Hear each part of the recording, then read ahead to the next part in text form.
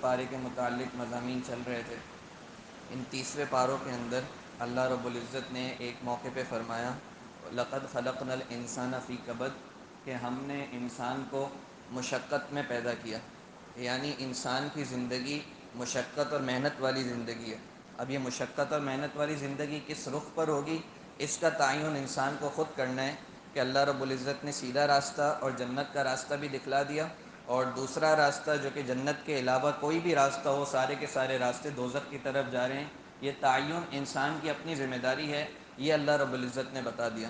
پھر جو کوئی جیسی بھی محنت کرے گا، اگر وہ محنت صحیح نہ ہوئی تو اس کا آخرت میں کیا حال ہوگا۔ اللہ نے فرمایا کہ آخرت والے دن کچھ لوگ ایسے ہوں گے کہ عاملۃ ناصبہ، عاملہ مطلب عمل کر کے آئے ہوں گے، ناصبہ مطلب اپنے عمل میں تھک چکے ہوں گے، لیکن چونکہ ان کی محنت جنت کے راستے والی نہیں ہوگی، اس وجہ سے تسلا نارن حامیہ، یہ گرم آگ کے اندر جلیں گے۔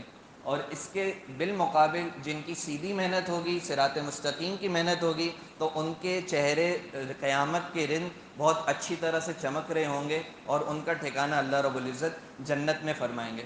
پھر اسی قرآن میں اسی 30ویں پارے کے اندر اللہ رب العزت نے مختلف موقعوں پر مختلف قسمیں کھائیں، کہیں فجر کی قسم کھائی، کہیں عصر کی قسم کھائی، کہیں ضحیٰ کی قسم کھائی جو چاش کا وقت ہوتا ہے، کہیں رات کی قسم کھائی۔ تو یہ مختلف قسمیں، اب قرآن پاک کی مختلف قسموں کے پیچھے اللہ رب العزت کے چھپے ہوئے پیغام ہوتے ہیں۔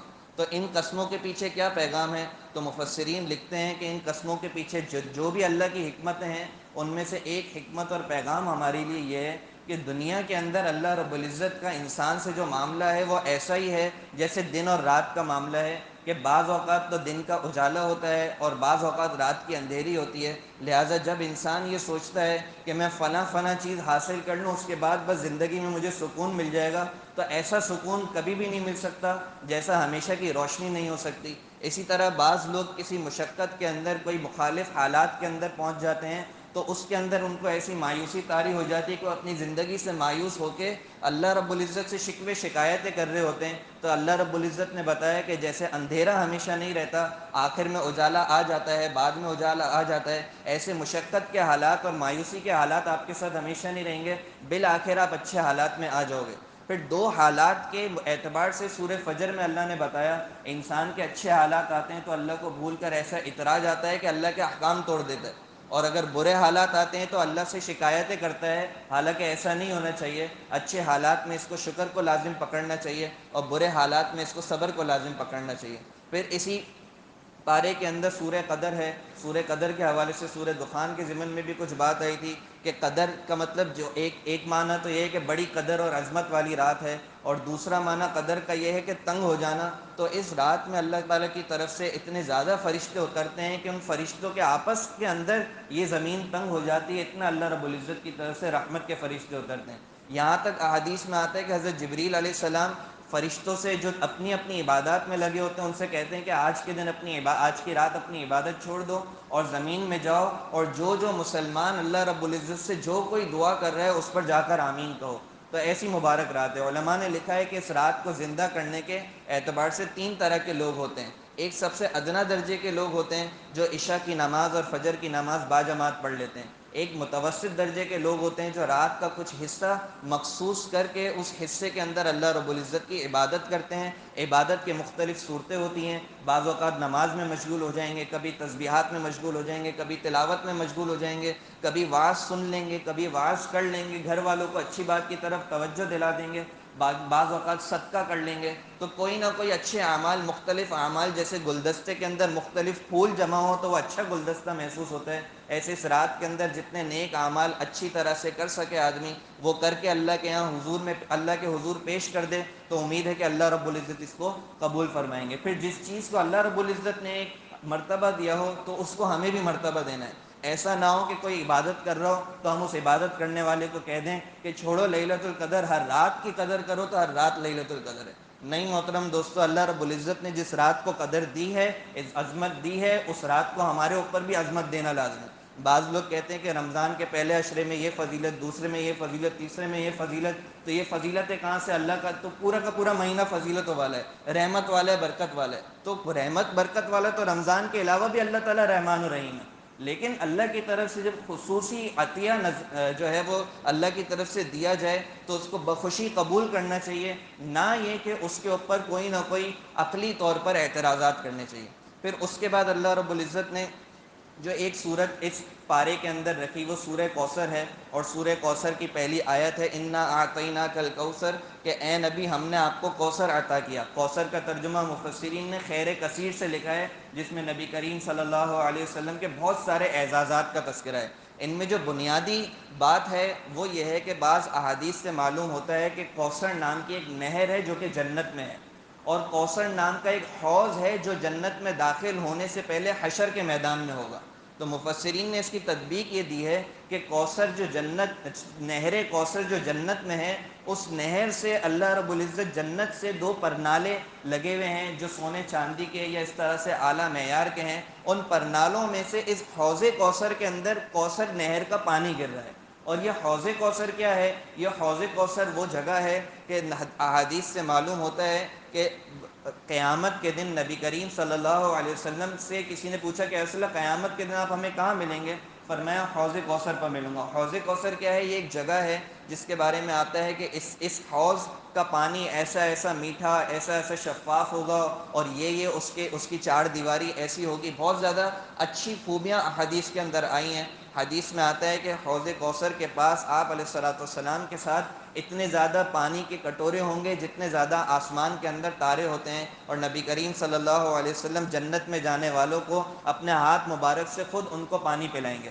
تو اس لائن کے اندر جب پانی پینے کے لیے لوگ لگے ہوئے ہوں گے تو بعض لوگوں کو فرشتے کھینچ کھینچ کر اس لائن سے نکالیں گے۔ آپ علیہ السلام پوچھیں گے کہ یہ تو میرے امت ہی ہے، ان کو کیوں یا جنت کی لائن سے نکالا جا رہا ہے؟ تو رسول اللہ صلی اللہ علیہ وسلم کو یا تو فرشتے جواب دیں گے یا اللہ رب العزت بتائیں گے کہ یہ آپ کی امت کے وہ لوگ ہیں کہ جنہوں نے آپ کے جانے کے بعد آپ کے دین کو بدل دیا، تو اس وجہ سے ان کو اس لائن سے نکالا جا رہا ہے۔ اللہ رب العزت اس سے ہم سب کی حفاظت فرمائیں۔ پھر اگلی آیت ہے فَصَلِّ لِرَبِّكَ وَانْحَرْ، اے نبی آپ رب کے لیے نماز پڑھیں اور رب کے لیے نحر یعنی قربانی کریں، اونٹ ذبح کریں۔ اب اس آیت کے اندر اللہ رب العزت نے عبادت کی تمام قسموں کو جمع کر دیا۔ عبادت کی تین قسمیں ہیں، ایک وہ عبادت ہوتی ہے جو جسمانی عبادت ہوتی ہے جس میں جسم کو تھکانا مقصد ہوتا ہے، وہ نماز کے ذریعے بتا دیا کہ آپ نماز پڑھیں۔ اسی طرح کا روزہ بھی ہے کہ وہ جسمانی عبادت ہے۔ اور ایک کیا ونحر، نحر کریں، قربانی کریں، قربانی کے لیے مال خرچ کرنا ہوگا تو مالی عبادت ہو گئی۔ اور نحر کرنے کا کیوں فرمایا؟ عام طور پر قرآن میں اللہ تعالیٰ نے نماز کے ساتھ زکوٰۃ کا ذکر کیا، لیکن یہاں پر اللہ رب العزت نے نماز کے ساتھ قربانی کا ذکر کیا، اونٹ کی قربانی کا۔ اس کی وجہ یہ ہے کہ یہ مکی آیت ہے، اور مکہ کے مشرکین بتوں کے نام پر اونٹ چھوڑ دیا کرتے تھے اور بتوں کے نام پر اونٹ ذبح کیا کرتے تھے۔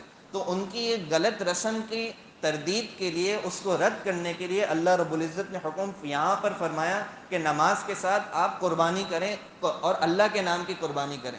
تو یہاں سے ہمیں یہ اصول بتایا کہ مسلمانوں پر بھی لازم ہے کہ ان کے معاشرے کے اندر جو بھی غلط رسم رائج ہو، اس غلط رسم کے مقابلے میں، بدعات کے مقابلے میں، باطل کے مقابلے میں حق کو ترویج دینا، بدعات کے مقابلے میں سنت کو ترویج دینا، یہ سورہ کوثر کا ہماری طرف پیغام ہے کہ یہ ہماری زندگی کا اصول ہونا چاہیے۔